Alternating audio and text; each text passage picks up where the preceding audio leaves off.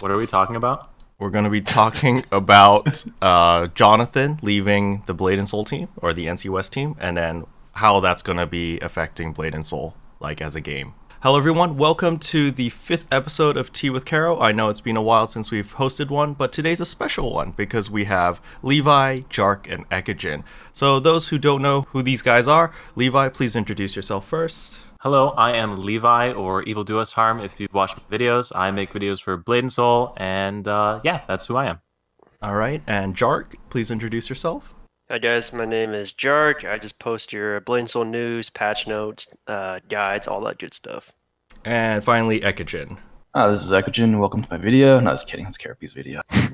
Okay, so today's topic is going to be about Jonathan leaving the Blade and Soul team as producer, and he has currently moved into Interpret Studios, which is the studio which created Ashes of Creation. So hopefully, Ashes of Creation will come out by the end of this year, if everything goes smoothly. However, we don't know yet. There's no confirmed ETA on that game. However, we're going to be talking about the effects of Jonathan leaving or stepping down as producer and Nicholas stepping up, and what effects it'll have on the game Blade and Soul. So we'll open up the stage with a simple question on why do you think Jonathan left NC West? Levi, you can start. All right, so I think if I were Jonathan, I think it's an excellent career opportunity for him to get in on the ground floor of something that hopefully, based on all the previews that I've seen of it anyway, it looks like it's going to be a very good game. So the switch from Blade and Soul to Ashes of Creation, to me, seems like a career switch where he wants to move into something up and coming rather than him being tired of Blade and Soul and wanting to leave it. That's my opinion. And Jarke? Yeah, I kind of agree. I feel like Blade and Soul, it's definitely kind of in the decline right now, and he's probably looking at Ashes because there's a lot of hype around it. Everyone's kind of looking like it's going to be like a crazy good MMO RPG, and so I think he's probably thinking, let me get into that and kind of get behind there before it launches and everything. So I think it's a pretty good career move, honestly. Okay, and Ekijin? Okay, well, he's been at Blade and Soul for quite a while, and working at one place for a long time just gets maybe a little dull at times, or maybe stale for him. So perhaps he wanted something new, and he saw Intrepid, he saw the opportunity. Plus, he got a promotion, it sounds like, because he's a senior producer there. Yep. Okay. So do you think that the reason why he stepped down had something to do with perhaps the Awakening patch or perhaps Unreal Engine 4? Do you think that it could mean that those two big projects might not be looking so good, and that's why he's jumping ship? Or do you think it's simply just because it's a better opportunity for him career-wise, and it has nothing else to do with the actual game of Blade and Soul? Again, with Levi first. So if I'm remembering correctly, Blade and Soul Mobile is already on Unreal Engine 4. It seems as though that project has already happened and it's been worked on, so it's probably just not fully completed, since Blade and Soul Mobile is pretty much a rehash of the main first portion of the game, the first 45 levels or so. So I don't think it's really much of an issue with Blade and Soul on the decline or not pushing through projects at a right speed, even though they definitely are not moving quickly enough with that. I actually had a little bit of a rant that I recorded the other day and decided not to make a video about it, but yeah, I don't think it's an issue with that. I think it's really that he saw an opportunity to move into something that's going to have probably a larger group of people that play it, going to have a bigger media hype. It seems to be a great career move for him moving up in the world. But it could be a little bit of both. Maybe they're moving a little too slow for him over at NCSoft, and he wants to move on with something that's new and upcoming that has a bigger push to be successful. Okay. And Jarke? Yeah, I'd have to agree. It's probably a little bit of both. He probably definitely sees moving to this new Ashes of Creation game and being behind that would be a way better idea just for his career, just to get behind something that's going to have a lot of hype. But for Blade and Soul, I feel like all the updates are still going to be coming. You kind of think of it like Jonathan gets a lot of heat, whenever something goes wrong. And a lot of times he doesn't really have a lot of control in the say. It's just kind of copy and pasted to our region. And so I feel like you probably got kind of tired of that too, because whenever there's something added and everyone disliked it, he kind of got all the heat and the anger from the players. That's a really good point. Yep. And Ekijin? I feel like with the new studio that he's working at now, he has more creative freedom to produce stuff for the game, and his influence is probably a lot more wider in that new studio position as well. Because in Blade and Soul, it's basically KR dictating what goes on and what happens, and in the streams, people are always asking about, hey, when's Unreal Engine 4? And he's always just like, he just gives you a vague answer, right? He's just like, yeah, it's just sometime in 2019. Like, it's sometime this year. It's just like, oh, okay. Like, they don't even have like a solid date down for that. So Jarke pointed out something really good that I want to touch more about, and that is the community always giving Jonathan a lot of flack for whenever something goes wrong. A lot of people just turn to Jonathan and complain to him and say that, oh, you messed it up because you're the producer. What do you think is going to happen as Nicholas stands up now? Because Jonathan was always very open with the community. Right after the live stream, his Twitter would always be very active because people would just ask him direct questions saying like, listen, on the stream you said ABC. Could you clarify these things? And he would always reply relatively quickly through his Twitter. We don't know much about Nicholas other than he used to be the producer. I'm relatively quote-unquote new. I came in when Jonathan became producer, so I don't know much about Nicholas. Do you guys know anything about Nicholas? And does he have a Twitter? Does he have a fast response rate and stuff like that? We'll start with Ekijin here. I personally don't remember much about him. During that time, I believe Nicholas was active as producer, but I have no idea. I don't recall anything about him. I just hope that he is open to communication, and because that's very important in games. And then Jarke? Yeah, like I've been playing since launch, and honestly, I don't even remember the Nicholas guy being the producer, and I think that's kind of a bad thing because like I don't even remember him like communicating with players or anything, and I'm not even sure if he has like a Twitter. And so that is kind of like a really big gap. Like I was saying in my producer video that someone kind of has to step up and replace the void that Jonathan left, because it was really awesome being able to just like go on Twitter and ask Jonathan, hey, what's this thing? Like if you're unclear about something. But now we don't really have that, and that's kind of unfortunate. So, hopefully Nicholas will step up, but I really don't remember him at all. And I was playing during that time. And Levi? Honestly, I don't know anything about this Nicholas guy. I came in 2 years ago, and frankly, that I wasn't like paying super close attention to everything that was going on. I don't know anything about him, so I don't want to judge or make any statement of what he has to do or what he should do. So that's my position on it. Fair enough.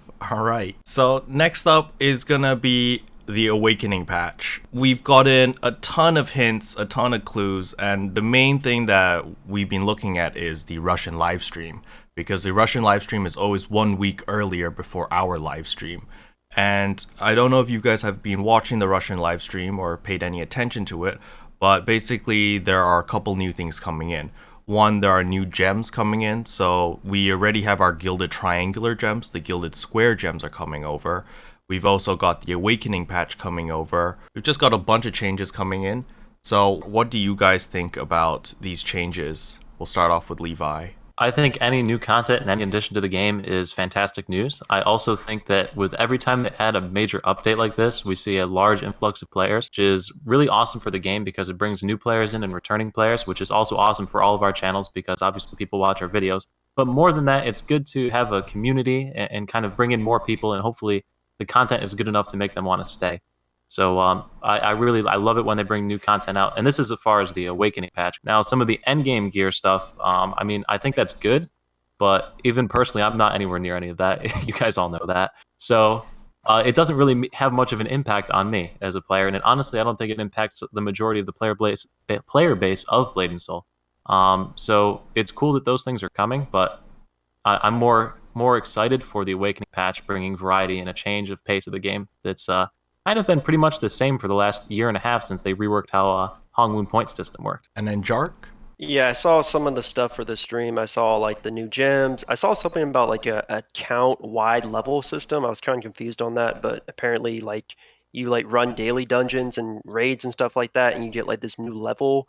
And apparently it's like a really big grind. I don't really know what the rewards are, but I was really interested in that. And as far as the Awakening, I'm pretty sure we're just going to get the 2 builds, and then the third build is going to be locked. I don't think we'll get the Blade Master third spec like they have in Korea right now, just because they're still kind of working on the other ones.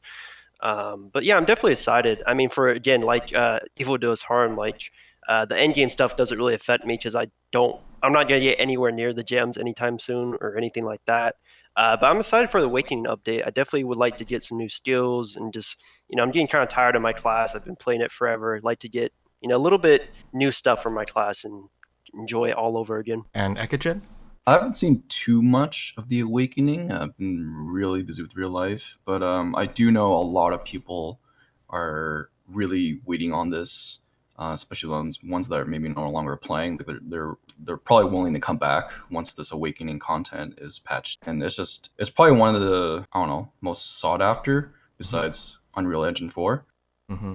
So it would definitely bring back life into the game for sure. Okay. So Jarke pointed out something that was really, really important that I want to talk a little bit more in detail.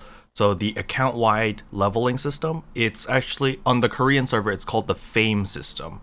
And for this to work, it's simply you do your dailies every day, or whatever you do in-game. Every time you complete a mission, you get a dynamic reward. We currently have this already. But this dynamic reward will reward you an additional amount of experience, which is for this Fame system. And every time you level up on the Fame system, you get flat stats. So the stats that you can get are flat HP, HP regen, flat AP, defense, critical chance, critical damage. So you get all these random flat stats. And in order to level up this account, you have to just play the game. By doing dailies like Purple Train and stuff like that, you get around like 91,000. By doing your Vortex Temple, you get 41,000. By doing Twilight Temple, you get another 60-something thousand. And that's how you accumulate EXP, by being online, by doing content that the game offers, and then you get rewarded by this EXP. And because this EXP gives you flat stats, it's progression for your account. It's account-wide. And that's how you level up with the Fame system. And a lot of people in Korea really enjoy this because there's no pay-to-win method for this. It's just the more you play the game, the faster you level up. So it's very free to play. And it's received a lot of positive feedback in Korea, as max level is currently 120 account-wide level, but even the most hardcore players are only about a level 100 at the moment in Korea.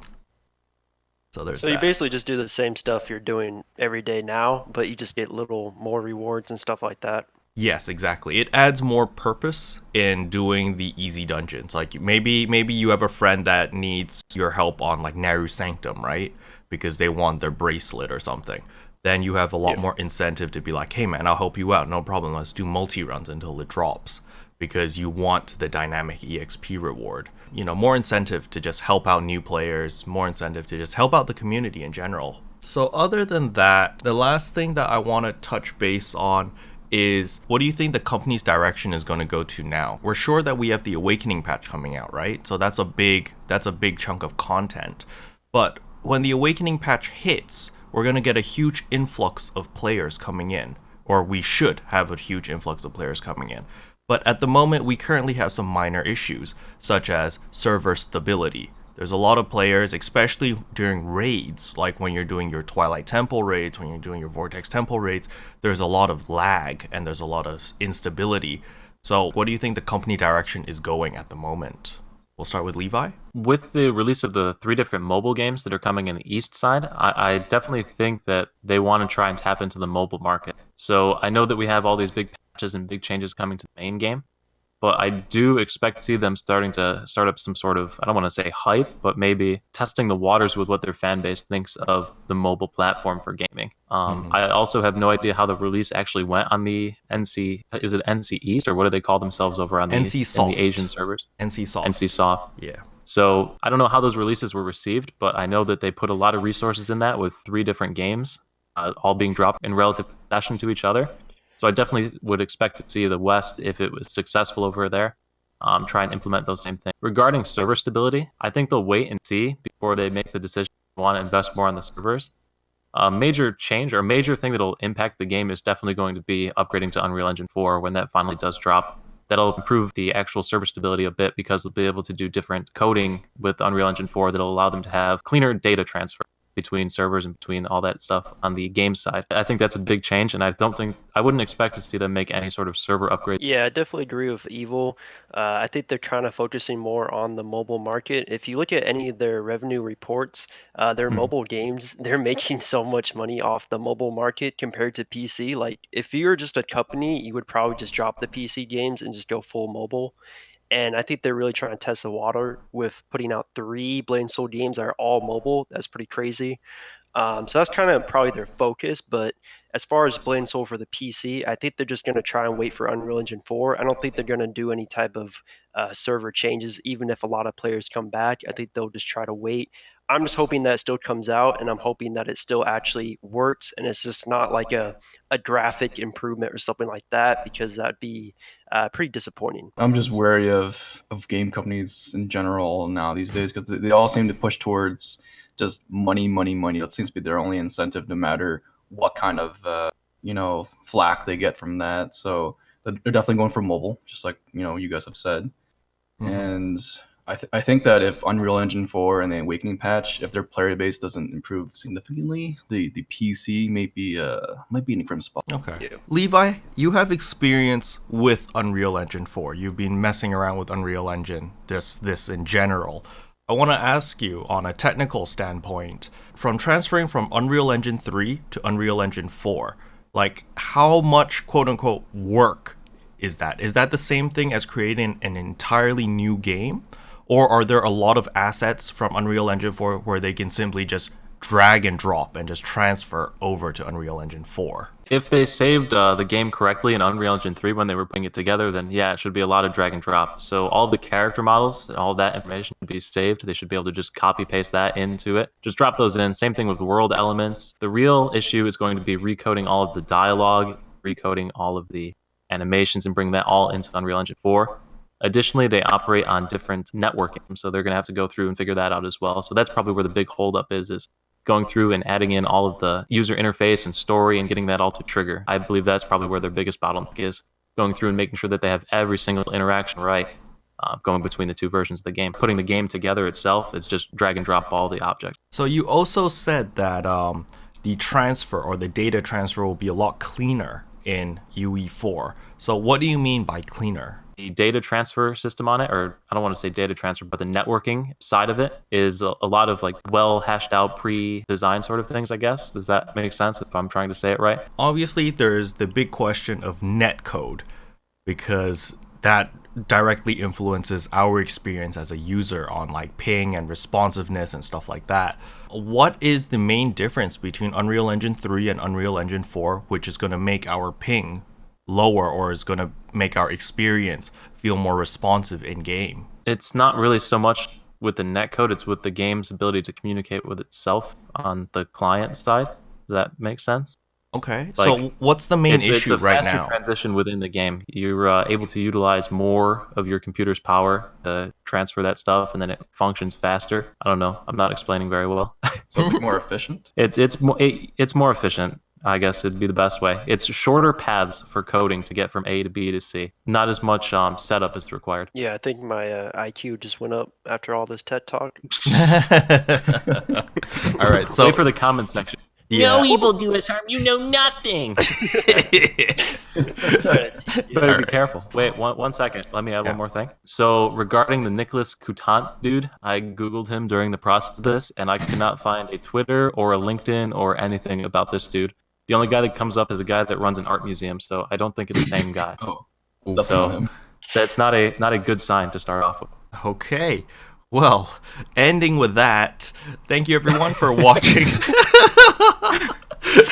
Oh my gosh, okay. Thank you everyone for watching the 5th episode of Tea with Kero. I have linked in the description below the links for everyone's channel over here. So you've got Egagens, you've got Jarks, you've got EvilDoUsHarm's channel in the description below. Please do check them out. They do make very good Blade and Soul content, as well as other games. And if you like this type of content, please consider subscribing, as it really does help out my channel. And as always, thanks for watching. Bye-bye. What can I say except you're